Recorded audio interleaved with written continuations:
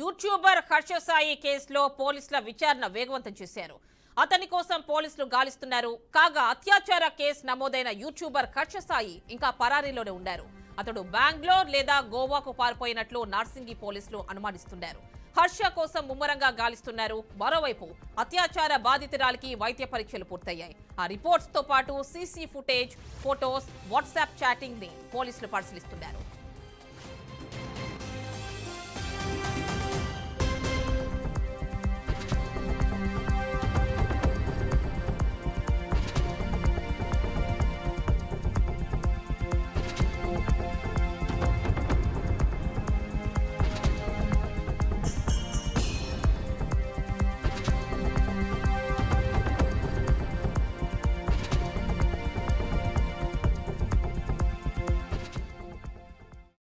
దానికి సంబంధించి మరిన్ని డీటెయిల్స్ విజయవాడ నుంచి మా కరెస్పాండెంట్ శ్రీనివాస్ అందిస్తారు.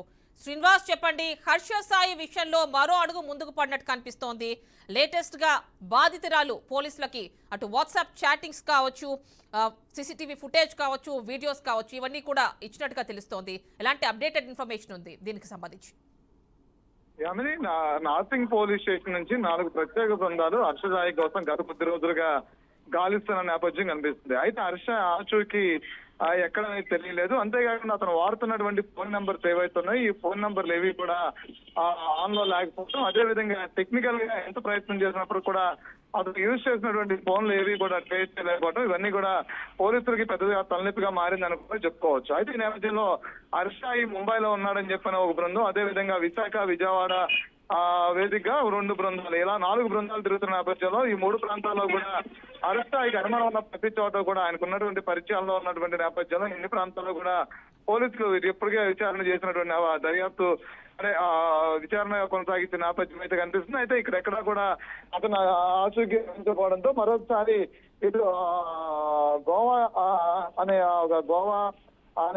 మరి ఒకసారి గోవాలో ఉన్నారంటూ కూడా మరొకసారి పోలీసులు అనుమానిస్తున్న నేపథ్యంలో వాళ్ళకున్న సమాచారం ప్రకారం గోవాలో ఉన్నాడని చెప్పని కొంతవరకు సమాచారం ఉంది. అయితే హర్ష సంబంధించినటువంటి ఏదైతే బాధిత మహిళ ఇచ్చినటువంటి యువత ఇచ్చినటువంటి ఫిర్యాదు ఏదైతే ఉందో, మొదట ఫిర్యాదు ఇచ్చినప్పుడు కొన్ని ఎవిడెన్స్ ఇవ్వడం జరిగింది. తర్వాత పోలీసు కేసు ఇన్వెస్టిగేషన్ లో భాగంగా కూడా ఇప్పటికే ఈ కేసుకు సంబంధించి అనేక ఆరోపణలు వినిపిస్తున్న నేపథ్యంలో కూడా అతనికి ఆమెకున్నటువంటి వాట్సాప్ చాటింగ్స్ కావచ్చు, ఇతర రిలేషన్స్ లో ఉన్నటువంటి మాట్లాడుకున్న సందర్భంలో ఉన్నటువంటి వీడియోస్ కావచ్చు, ఇతర అంశాలు టెక్నికల్ గా కేసుకి ఎవిడెన్స్ అయినటువంటి ఆధారాలు ఏవైతున్నాయో ఆధారాల నుండి కూడా ఇప్పటికే నార్సింగ్ పోలీస్ స్టేషన్ లో యువతి ఇచ్చినట్టు కూడా తెలుస్తుంది. అయితే హర్ష సాయి మాత్రం గత కొద్ది రోజులుగా తప్పించుకుని పారిపోయినటువంటి నేపథ్యంలో కూడా అతను ఆచూకీ కనుగొనడమే నార్సింగ్ పోలీస్ స్టేషన్ పోలీసులకు పెద్ద తలనొప్పిగా మారింది. ఇది కేసు సవాల్గా కూడా మారినటువంటి నేపథ్యం కనిపిస్తుంది. అంతేకాకుండా హర్ష సాయి ఆంధ్రప్రదేశ్ లో ఏదైతే ఈ దిశ యాప్ కు సంబంధించి ప్రమోటర్ గా పనిచేస్తున్న నేపథ్యంలో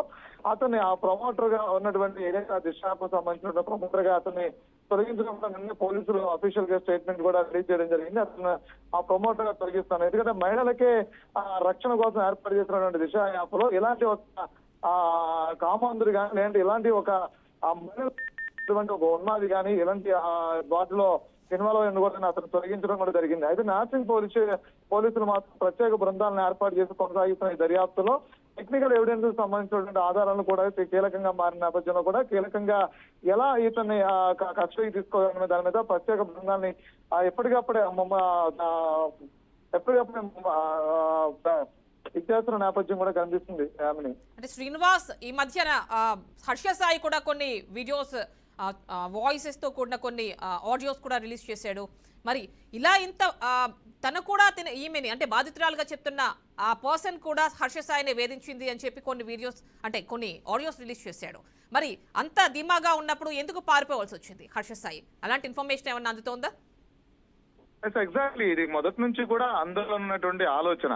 ఎందుకంటే ఇంత పబ్లిక్ లో ఇంత ఇమేజ్ సంపాదించుకున్న తర్వాత ఎంతో గొప్ప పర్సనాలిటీ నేనని చెప్పని ప్రజెంట్ చేస్తున్నటువంటి వ్యక్తి ఈ రోజు ఒక మహిళ ఇచ్చినటువంటి అది ఫేక్ ఫిర్యాదు కావచ్చు, అదేవిధంగా ఆ మహిళతోనే నేను బాధింపబడి చెప్తున్నానని చెప్పినటువంటి అంశాలు కావచ్చు, ఇప్పుడు బయటకు వస్తున్నటువంటి ఆడియోస్ కావచ్చు, అదేవిధంగా కొన్ని వీడియోస్ కావచ్చు, ఇవన్నిటిని నేపథ్యంలో హర్ష ఎక్కడో ఉండి వాటిని అన్నింటినీ బయటకు రిలీజ్ చేయడమో లేదంటే అతని సహచరుల ద్వారా అవి సోషల్ ప్లాట్ఫామ్ లో వాటిని పెట్టించడమో కాకుండా అతను ఏ తప్పు నేరం చేయకపోతే కనుక పూర్తి స్థాయిలో అంటే ఇంత ఇమేజ్ సంపాదించుకున్న తర్వాత ఒకసారిగా పోలీసులు అతను దొరికితే కష్టం అంటే విచారణ చేయకుండానో లేదంటే కనుక సంబంధిత ఏదైతే మెడికల్ రిపోర్ట్స్ టెస్టులు చేయకుండానో ఇలాంటివన్నీ పరిశీలించకుండా పూర్తి స్థాయిలో పోలీసులు ఇచ్చినటువంటి ఫిర్యాదు మీద వెంటనే అతను అరెస్ట్ చేసేయడం లేదంటే అతను నానే హ్యాండ్లింగ్ చేసేయడమో లేదంటే చట్టం వెంటనే ఉరిశిక్ష చేయడం జరిగేటువంటి పరిస్థితి అయితే ఉండదు. అయితేనంటే అతను చేసినటువంటి తప్పులు ఏవైతే ఉన్నాయో పూర్తి స్థాయిలో ఆ యువత దగ్గర ఉన్నటువంటి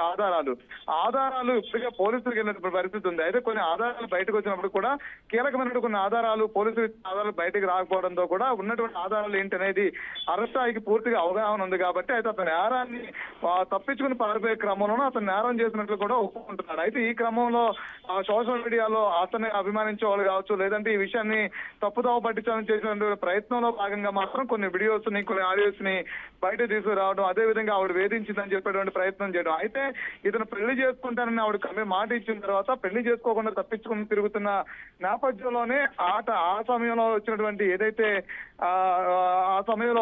ఏదైతే వాళ్ళిద్దరి మధ్య ఏదైతే ఆ క్రాష్ ఉందో ఆ క్రాష్ లో భాగంగా మాత్రమే ఆ బాధిత మహిళ అతను ఒత్తిడి చేస్తున్నటువంటి నేపథ్యం కూడా కనిపిస్తుంది ఇక్కడ. Right Srinivas, thank you.